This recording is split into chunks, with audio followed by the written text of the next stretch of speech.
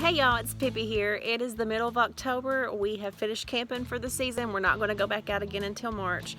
I'm getting ready to winterize this thing. I got to clean it out first because it's full of sand and clothes from the last trip. But I was going to use an air compressor, but the fitting that I got that goes to the water connection to use the air compressor on the camper, for some reason it's not fitting on the actual hose of the air compressor. So I'm going to try another method that does not involve an air compressor to get this thing winterized. And I'm going to bring you along with me as I do it, and hopefully we both can learn it because this is my first time doing this. But stay tuned if you want to learn how to do this. Alright guys, so now we're going to talk about the first couple of steps. Before I left the last campground that we were at, I drained my gray and my black tank, and I flushed out my black tank until it looked clean. I actually flushed it out several times until I knew that it was pretty clean for the winter time. So that's the very first thing that you need to do. The next thing you need to do is, so we've done number one. Now we're going to drain all the faucets inside and out. So that means, and I've already done this to the last campground, so I don't know if anything's going to come out, but turn that one on.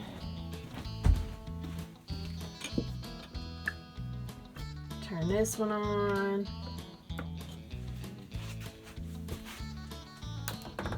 Turn the water on. Make sure that's going to drain out. And then also, you need to go outside. If you have a drain, I need to find my key. So outside we have this. It's another water hose connection. So what I'm going to do is get the little spray nozzle and I'm going to push it into that, and I'm going to try to spray and see if anything comes out.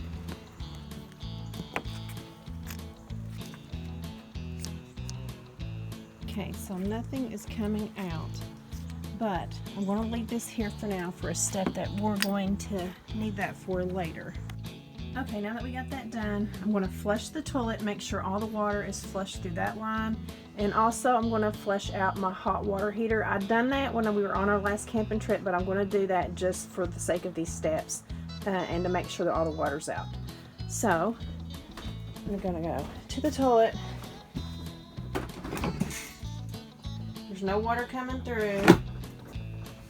Now, to flush out the hot water heater, I need to release the pressure and to remove the anode rod.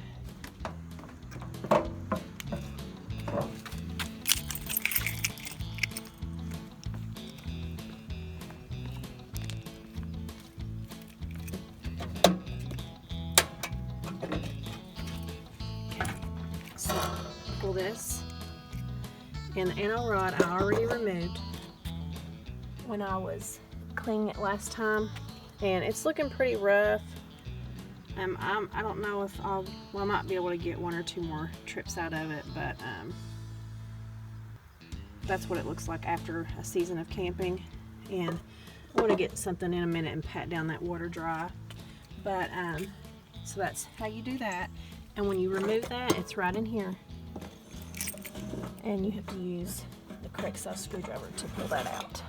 But don't do this when you've got fresh hot water because you can burn yourself. So my camper had been setting for a while with no hot water, so I knew that there's no hot water that's going to spray out of that. Okay, so the next two steps is to drain the low point pipes, which is number 5. And then I'm going to remove the screen on the water connection outside and press in on that check valve.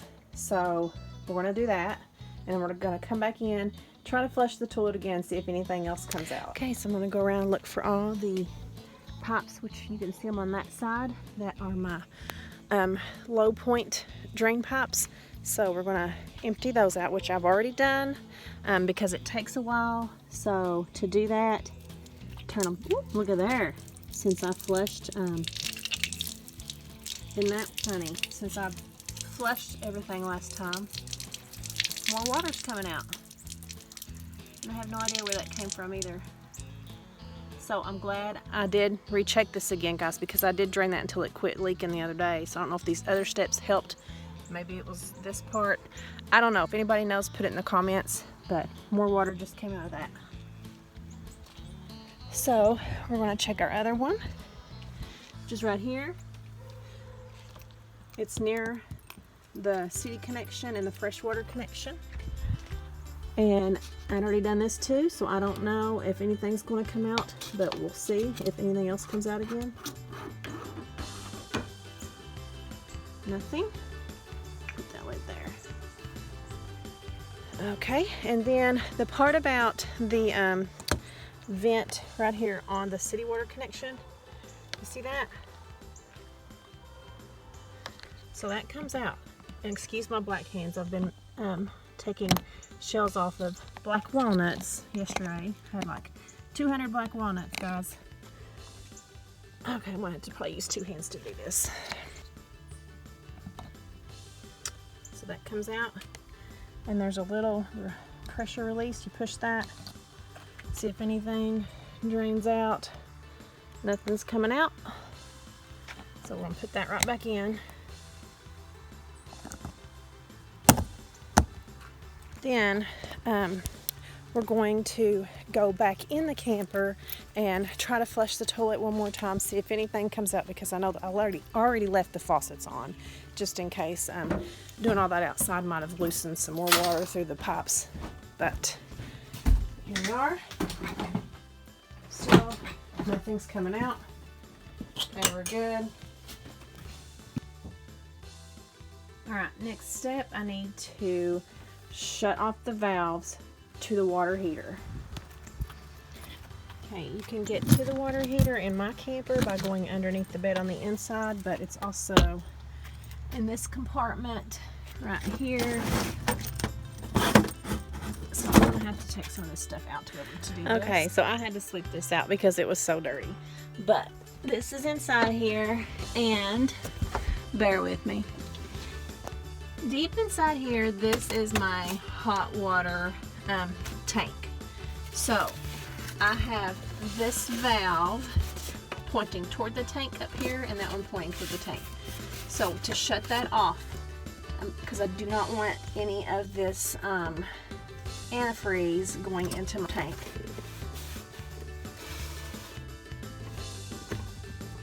So there you go. Shut those off. Okay, just like that. Okay, so now that I have that shut off, now I'm going to go back and close my low drain points, because I'm getting ready to start the process of pumping the antifreeze through the camper. So, see this? We're going to make sure the water's out, shut them just like that. Watch your head if you have your side out, because I had to clean this thing. It was so dirty. But here's the other one. Take my little lid. Oh my gosh, if I could just do this without error. There we go. She's on tight and ready to roll. All right, now we're ready for the next step. Next, I need to come back in and turn faucets off in the camper. Off. Off. Off. Off. Off. Easy as that. Alright, y'all, so now we're ready for number 9. Find your water pump. Mine's right down here because it's right by the freshwater connection and the city water connection, and it's under the stowaway compartment. So I've got to find the water pump, turn the valve from the freshwater tank to the antifreeze line. So let's take you and show you what that looks like. Look at this beautiful fall mountains, y'all. I still got my flowers going. All right. So here's mine. City water connection and freshwater connection. When you turn your fresh water on, it goes down this pipe and it suctions it through and it goes into this, and come in here and there's a valve, and I'm going to turn that valve toward the soften line. If you don't have a soften line and you know somebody that can easily install, like do pipeline work, it's probably just a matter of cutting those hoses and putting the correct fitting on with a valve to change the direction, because when I want to pump water from the freshwater hose, I just turn it straight up so it goes up and down. When I want it to suck out of this soften hose, then I turn it toward the soften hose. So that's all you need. So now that we've done that, we're getting ready to do the actual process of softening the antifreeze into the camper lines. So I'm going to stick the the container of antifreeze to that connection, that hose connection. I'm going to stick the hose connection down in there, and then I'm going to turn on my water pump, and inside turn on my faucets until I see the pink stuff coming through. I seriously got to figure out how to get this black walnut stuff off my hands. It is so paranoid to me. Hey, the things you do, people. All right. So you see this? I'm going to take this hose and stick it down in here, in this.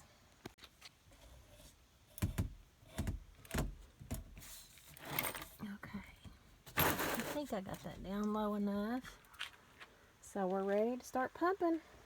Okay, so this is the test. Gotta find my pump switch. Water pump.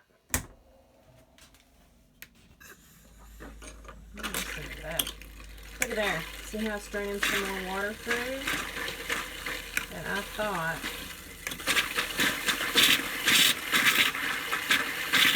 I had already gotten all the way out, but apparently I did. Ooh, there we go. You see that? That's what you want. Do both of them. See that?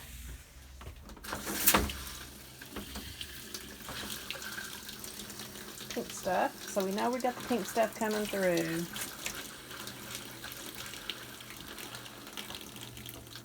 Okay. See, I thought I had all the plain water out, but apparently I didn't. There we go. Okay. Now we're going to flush some.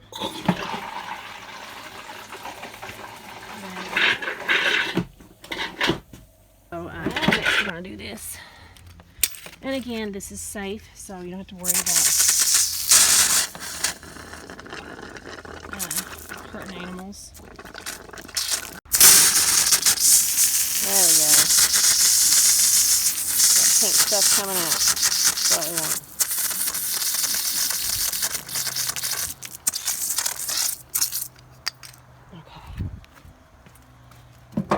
Still have anything on in here. I got pink stuff coming out still. That's good.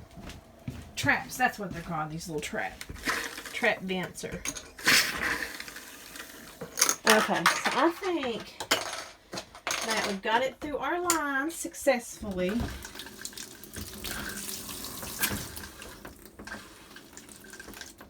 Okay, one more flush.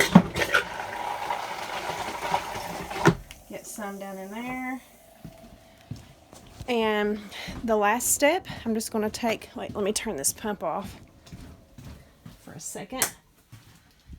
So we have officially put the antifreeze through the pipes. I've drained them out. Okay, so one thing I am going to do is after I've drained this, I'm going to put this back in. I've heard it might help with like rust prevention, but put that back in, get some of this water out of here. Don't freeze up down in there. So put that back in, and I'm probably going to still replace it next year. Okay, so one thing to point out is I use that whole container just doing that. So I'm going to take a second container and pour down the traps.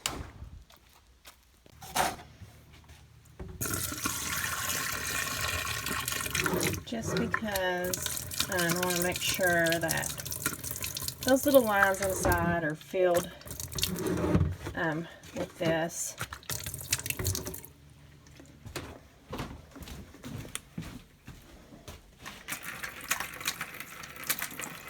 because I did, especially this one, I did see a lot of water come through. I wish I would have flushed. Well, no, not really. Forget I said that.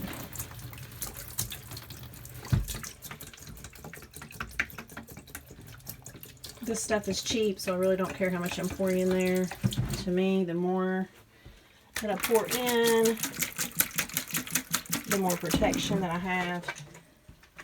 This is aggravating me to death. Lost him mercy. Okay.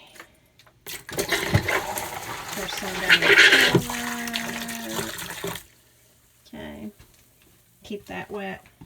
A little bit more here. And I feel more confident now, so I think that let's just finish it. Might as well, huh? Better safe than sorry.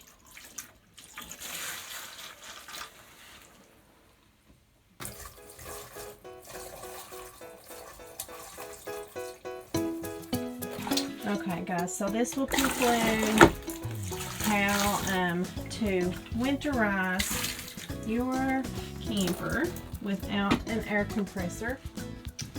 So if you have successfully done what I did and followed all the steps, then you have successfully winterized your camper without an air compressor. So that concludes how to winterize your camper if you don't have an air compressor. I showed you all the steps. If you do that, you should be good to go.